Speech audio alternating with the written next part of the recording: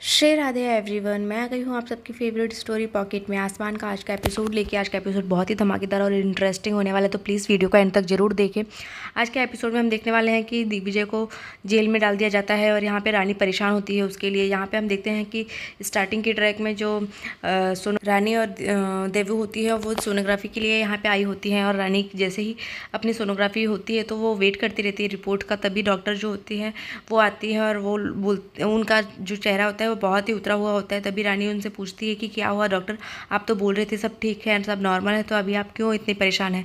तो वो बताती हैं कि क्या क्या हुआ था जो दिग्विजय के साथ, जहाँ पे जो उनके सीनियर डॉक्टर हैं उनका फ़ोन आया था, और वो बताते हैं कि दिग्विजय के जिसका केस लड़ लिए थे वो उसकी डेथ हो गई, जिसकी वजह से उसके परिवार वाले जो हैं वो उसके साथ बहुत ही तोड़फोड़ और मारामारी कर रहे हैं, जिसकी वजह से रानी जैसे ही ये न्यूज़ सुनती है वो और भी परेशान हो जाती है। और यहाँ पे न्यूज़ चैनल पे न्यूज़ चलता रहता है और घर पे सारे लोग जो न्यूज़ देखते रहते हैं वो बहुत ही परेशान हो जाते हैं। और नारायणी जी का भी जो हाल होता है वो बहुत ही बुरा हो जाता है। वो भी ये न्यूज़ देखते देखते उनको थोड़ी चक्कर आने लगती है और वो बेहोश हो जाती है। और दूसरी तरफ हम देखते हैं कि अनीशा जो होती है उसको भी धक्का लगता है, जिसकी वजह से उसे चोट आ जाती है और रानी यहाँ पे हॉस्पिटल में पहुंच चुकी होती है। पर देवू उसे अंदर जाने से मना कर देती है दिग्विजय के पास, क्योंकि वो जानती है कि अगर अभी ये अंदर जाएगी दिग्विजय को बचाने के लिए तो लोग ये सब चीज़ें नहीं देखेंगे और इसके ऊपर भी हमला करेंगे, जिसकी वजह से इसके बच्चे को भी तकलीफ हो सकती है। तभी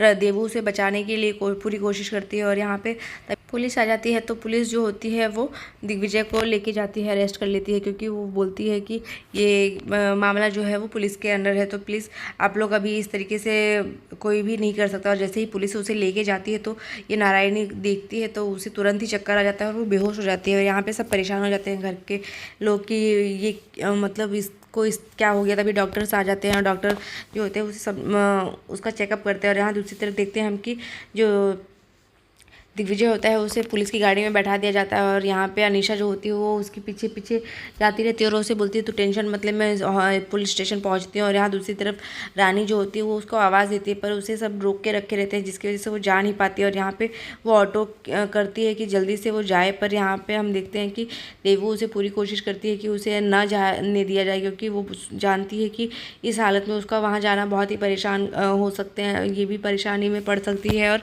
इसकी वजह से पूरा परिवार भी परेशान हो सकता है। और यहाँ पे तभी ईशान और आ जाता है और ईशान जो होता है वो उससे रानी बोलती है कि प्लीज़ ईशान, मुझे दिग्विजय के पास जाना है किसी भी कीमत में, प्लीज़ मुझे लेके चलो। तो यहाँ पे ईशान जो होता है वो सारा बताता है कि घर पे नारायणी आंटी की तबीयत भी ख़राब हो गई है, तो तुम इस तरीके से जाओगी वहाँ पे तो दोनों वैसे ही ऑलरेडी परेशान है, तो तुम इस परेशानी में इंक्लूड मत हो जाओ। तो यहाँ पर हम दूसरी तरफ देखते हैं कि जो अनीशा होती है वो स्टेशन आती है और वो दिग्विजय से बोलती है कि तू टेंशन मत ले, और अभी तुझे मैं जल्दी ही लॉयर को से बात की है और वो जल्दी ही आते होंगे और तुझे छुड़ा लेंगे।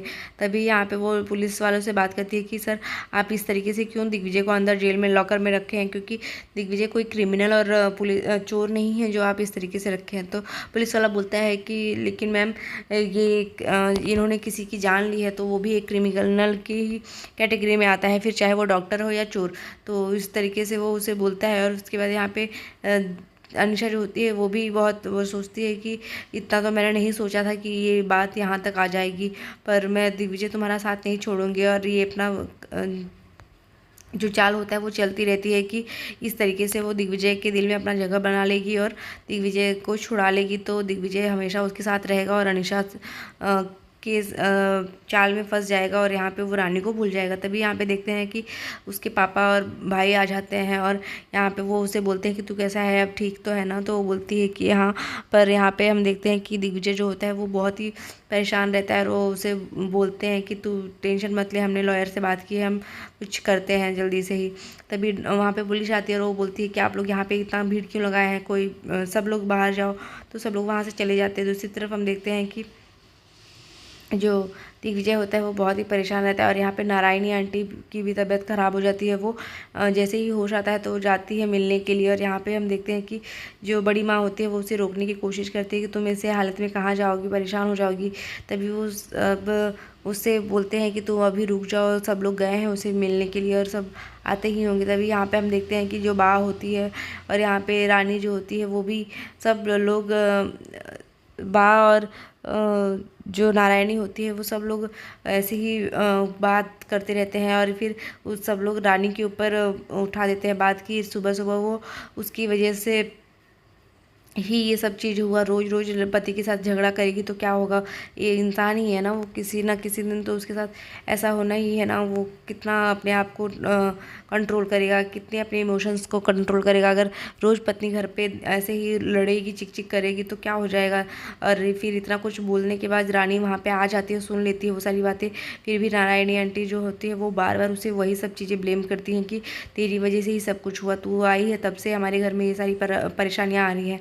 वरना पहले हमारे घर में सिर्फ लक्ष्मी आती थी और अब तो ऐसा लग रहा है कि लक्ष्मी हमारे घर से जा रही है।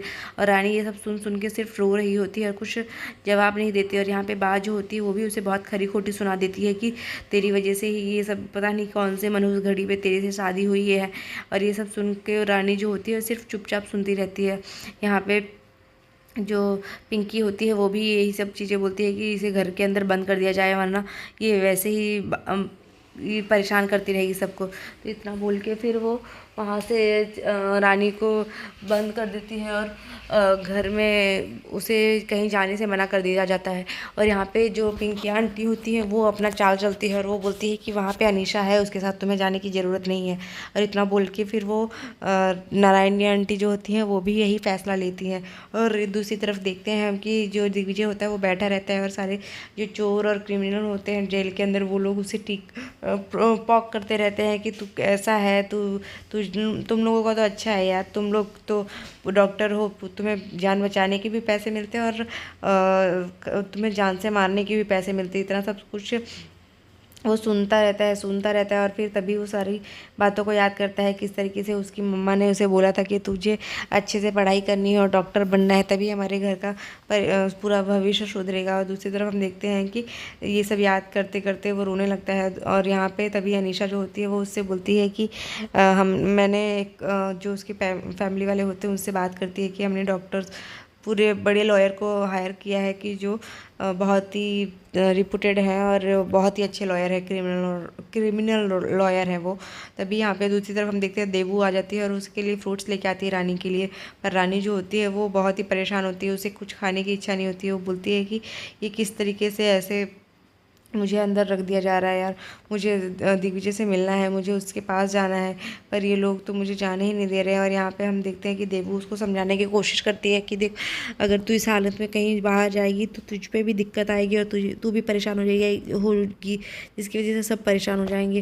और यहाँ पे हम देखते हैं कि रानी इस तरीके से बहुत ही परेशान होती है। वो बेचारी सोचती है कि ये सब क्या किया जा रहा है उसके साथ। तभी देवू उससे सॉरी बोलती है कि यार मैं नहीं करना चाहती, पर नारायणी आंटी ने मना किया है तुझे बाहर निकलने से और इसीलिए मैं तुझे लॉक करके, मुझे बाहर से लॉक करके जाना पड़ेगा। दूसरी तरफ हम देखते हैं कि अनीशा जो होती है वो उसके लिए खाना लेके आती है, बाहर से मंगवाती है खाना और खाना खिलाने के लिए बैठी रहती है। तो वो उससे बोलती है कि मुझे पता है तू खाने के लिए कितना कंसर्न है, तो इसीलिए घर से खाना मंगवाया तेरे लिए, घर का खाना खिलाने के लिए। तो यहाँ पे हम देखते हैं वो उसे बोलता है कि रानी कैसी है, रानी की तबीयत तो ठीक है ना।